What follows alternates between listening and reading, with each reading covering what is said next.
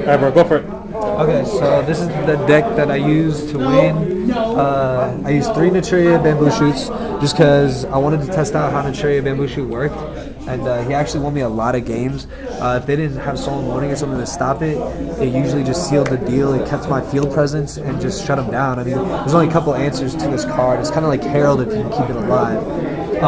I then obviously use the 2 beat sticks, Titanium and Gigaplant. Reason being is just because they're broken. Like Titanium, you can't target anything, so it's great against GBs, and it's good against whatever you call it, X-Sabers too, because they can't blow up the backfield. Gigaplant's just broken because it's another beat stick that you can just grab off Lone Fire, and then just put presence on the board. And if next turn they don't get rid of this, you're just about to take control of everything. Obviously Lone Fire because it's the most brokenest plant, one of the most brokenest cards in the game. I mean, it's a similar version of Rescue Cat, kinda. Then I ran double Pineapple. The reason I ran double Pineapple is just because it's a broken card. It's a Treeborn Frog. I understand like the minus about like dragons and all those in the graveyard, but I mean it's just a broken card. It gives you +1 throughout the game. It's very good for synchroing and obviously just dropping the bamboo shoot. It also keeps field presence, which is just really good. It is bad because it is a target to GBs, but you just have to know how to let things go through and stop certain things. Then I used 1 Cosmo Beat just because it's kind of sacky. It just is. I mean, if I opened up with this, I just dropped it and then sacrificed the Naturia bamboo shoot once they set and took field presence right away. Or it's just a tuner, so it's kind of like a free summon that turn. It's a big monster. The reason I use Vayne is because Vayne is broken with 1-for-1. I use 1-for-1 to grab Spore, Vayne, or Sniffus, and basically like. I mean, all 3 of these cards are good just because they can be advantage later in the game and help you come back after you take advantage and they take control back, you take it again. And Vayne is obviously good just because if you 1-for-1, you can drop Naturia Bamboo Shoot first turn. Spore is just the most brokenest card in the deck, I would say. It's 1 Synchro, remove 2 Synchros. Spore is one of the most brokenest cards. Told you about Sniffus. I use triple Raikou just to cycle through things. It's good against GBs, it's good against every deck. It's a 1-for-1. It's the best flip effect monster in the game, and it helped mill away and give me free advantage off the Pineapple, Pot of Avarice, Gigaplant's effect, and also Dandelion, of course. Speaking of which, Dandelion, double Dandelion, you know, reasons being. The tech that I use is Bazoo, and the reason I use Bazoo was just because I know most of the things are based off the graveyard, and I played only 1 Pot of Avarice. But the reason I played Bazoo is because I think Return's one of the most brokenest cards in the game right now. I mean, it can just be a win condition by itself. With everyone removing everything and with me removing stuff with my own effects, I just teched a Bazoo. And it helped run over big things like Bogart Knight and things like that and kept presence on the field. And then Return, I just drawed like late game or early game to help OTK. Magic and Chop, pretty solid. Double Space, Dark Hole, Monster Reborn. 1 Pot of Avarice, 1 Gold Sark. I used 1 charge just to help like speed up the things. Main reason being I used these 3 cards were because of these 3 cards. Well, this 1 card. This card is really what's the key to the deck. Basically what happens is you have to sacrifice a level 2 plant type monster, and you can special summon a monster level 3 or higher or less amount of stars.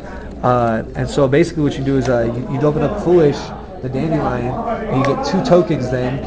You'd activate the Nutrient, and then you tribute the token for Lone Fire in defense. You'd activate the Lone Fire's effect to pop this token, special summon this Lone Fire. You'd activate this Lone Fire's effect to bring out Gigaplant. Because you didn't normal summon, you'd activate Gigaplant's effect again to bring back Lone Fire. Activate Lone Fire's effect to grab Titanium. So this would be your opening play. And if you, like, for instance, had Solemn or Solemn Warning, I mean, Dark Hole maybe, like, is the only thing that can really get around that. It just puts tons of pressure first turn, early turn. And that's why I used 1-for-1 as well, along with Foolish, because the 1-for-1 I could discard the Dandelion if it was in hand, or I could 1-for-1 out the Vayne or the Spore or the Sniffus. And I mean, it's just good. All the 3 of those cards are really good, especially Spore and the Naturia Vayne. And then 1 charges to mill off the Dandelion or the Pineapple, because Pineapple can go along with this as well. Or for instance, if I opened up with that same hand, I could use this and the token to go to Pineapple, sacrifice first turn once again. So the trap lineup was obviously double bottomless, torrential, mirror force. I use Call just because I mean it's very sacky with Lone Fire obviously and Titanium, just bringing big back effects, and Gigaplant obviously so I can normal summon. I used double Solemn Warning, and I used one Solemn Judgment. I still think Solemn's a staple. I mean, it's just a 1-for-1, and if you use it at the right time, it can just win you games. It's too good to me. And I think 2 Solemn Warnings was balanced. I mean, I wish I actually got to see it more just because it's a broken card, but 2 was pretty balanced to me. Another tech card that I used was 7 Tools the Bandit. And I used it, I probably found out, I mean, it won me a lot of games, not going to lie, but one thing I might just be doing is side decking against GBs because they have a lot of counter traps, and this just screws them over. When they think they're going to get presents no matter what, you screw them over. But yeah, that was the deck, and yeah. 2. Thanks, bro. Did you ever try to this? The one that says draw, destroy, draw. I was thinking about it, but I didn't really get to it. It does get silly. Yeah. Actually, you know what card I was really thinking about using was you guys, all my friends, and it started helping me win like a ton of games when we side deck. Was Big Eye. Like, I'm not even kidding. I used. You see the top 5 and you get to put it back in any order. Reason being is because Gold Star, it's kind of like a Gold Star because once you draw your 5 cards, 6 cards, you have such like 35 cards left.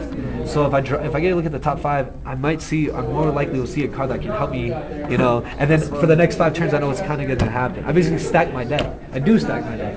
Like I can't, you know. I don't know. Then I realized, you know, I need to snap back to reality and play good cards. So I was like, Gold Star's better. But yeah, this is my deck. What would you do different now? You think about changing the deck? Yeah, you know what? I do. I want to change it a little bit for San Jose, that I'll be there next week. And I mean, I like it a lot though. I learned something though today, just about Trap Stud. I don't like Trap Stud. Only deck I lost to is Light Sword. I lost to the Undefeated, but it's all good. But I don't know. Trap Stud is pretty good. This card saved me. Yeah, I think it's the one account or something. He's super. I want to know your list. I like They're gonna try and post it, and then besides that, I mean, you hit me up on Facebook or something maybe, and we try and send it to you. I've been working on the deck for like a